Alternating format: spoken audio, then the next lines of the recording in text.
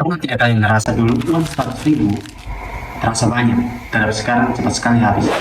Atau cicilan yang dulu terasa ringan, sekarang makin berat? Banyak orang berpikir ini cuma harga naik biasa. Padahal di balik itu semua, ada sistem yang mengatur beredarnya uang di masyarakat. Jadi, pada kesempatan ini, saya akan membahas tentang uang, institusi keuangan, dan penawaran uang. Jadi, kita mulai dari yang paling dasar, yaitu uang. Uang itu sebenarnya adalah alat tukar. Tujuannya, biar kita gampang tukar barang atau jasa. Bayangin kalau tidak ada uang. Mau beli nasi goreng, kita harus tukar pakai beras atau barang lain. Belum tentu penjualnya mau. Dengan uang, semuanya jadi clear. Kita tahu harganya, kita bisa bayar, dan semua urusan selesai. Contohnya, kamu kerja dan dapat gaji. Gaji itu kamu pakai beli makan, pulsa, bayar uang kos, atau nabung.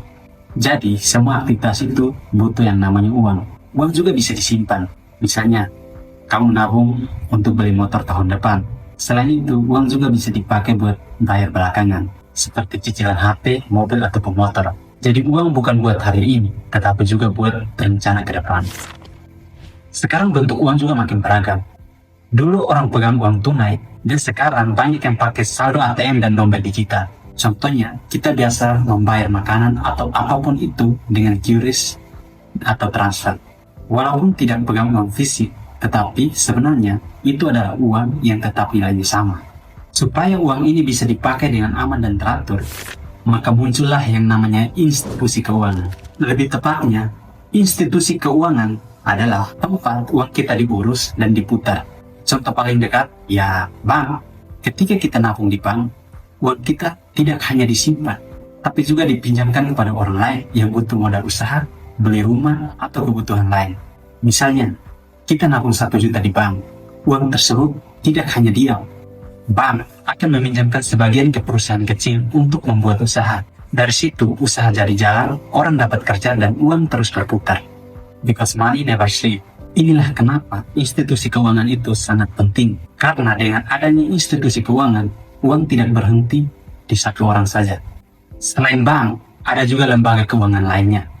Asuransi misalnya, biasanya itu akan berguna ketika terjadi hal yang tidak terduga, seperti sakit ataupun kecelakaan. Ada juga pegadaian yang membantu orang yang butuh uang cepat dengan jaminan barang. Ada juga koperasi yang membantu anggota untuk saling menabung dan meminjam. Terakhir ada leasing yang membantu orang punya mobil atau motor walaupun belum punya uang penuh. Semuanya ini bikin aktivitas ekonomi jadi lancar. Di atas semua lembaga keuangan itu ada yang namanya Bank Indonesia. Bank Indonesia ini bukan tempat kita nabung. Tugasnya lebih besar, yaitu menjaga ekonomi tetap seimbang. Ibarat pertandingan sepak bola, Bank Indonesia itu wasit. Dia tidak ikut main, tetapi mengatur jalannya permainan. Salah satu hal yang diatur Bank Indonesia adalah jumlah uang yang beredar di masyarakat, yang disebut penawaran uang. Ini sangat penting, teman-teman.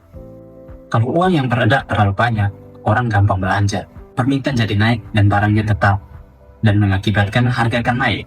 Contohnya, kalau semua orang punya uang lebih, harga makanan akan naik, karena banyak yang berbelanja.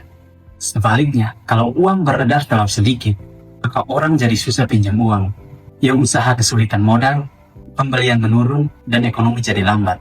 Contohnya kita lihat, UMKM jadi susah dapat pinjaman, akhirnya produksi turun dan pekerja pun berkurang. Makanya teman-teman, Bank Indonesia ini tugasnya adalah mengatur aliran keuangan di Indonesia. Salah satu caranya dengan suku bunga. Kalau suku bunganya naik, orang cenderung lebih hemat dan memilih nabung. Dan pinjaman lebih mahal. Jadi orang pikir 2 kali lipat untuk pinjam. Sebaliknya, kalau suku bunga turun, pinjaman lebih murah. Orang lebih berani pinjam, berbelanja, dan buka usaha. Jadi sebenarnya, naik turunnya harga, mudah atau sulit pinjaman, dan cepat atau lambat perputaran uang bukanlah hal kebetulan. Semuanya itu diatur agar ekonomi tetap stabil dan tidak kacau. Jadi teman-teman, sebagai kesimpulan, uang adalah alat tukar yang kita pakai setiap hari. Dan institusi keuangan adalah tempat uang dikelola dan diputar. Sedangkan penawaran uang adalah jumlah uang yang beredar di masyarakat. Jadi teman-teman, ketiga hal tersebut saling terhubung dan mempengaruhi kehidupan kita sehari-hari teman-teman. Makanya kalau kita paham alurnya, kita jadi lebih mengerti kenapa kondisi ekonomi bisa berubah dan kita lebih bijak dalam mengatur uang kita sendiri. Oke teman-teman, itulah sedikit penjelasan tentang uang, institusi keuangan, dan penawaran uang. Jika ada pertanyaan ataupun ada kekeliruan dari materi yang saya sampaikan, silahkan tulis di kolom komentar. See you the next video.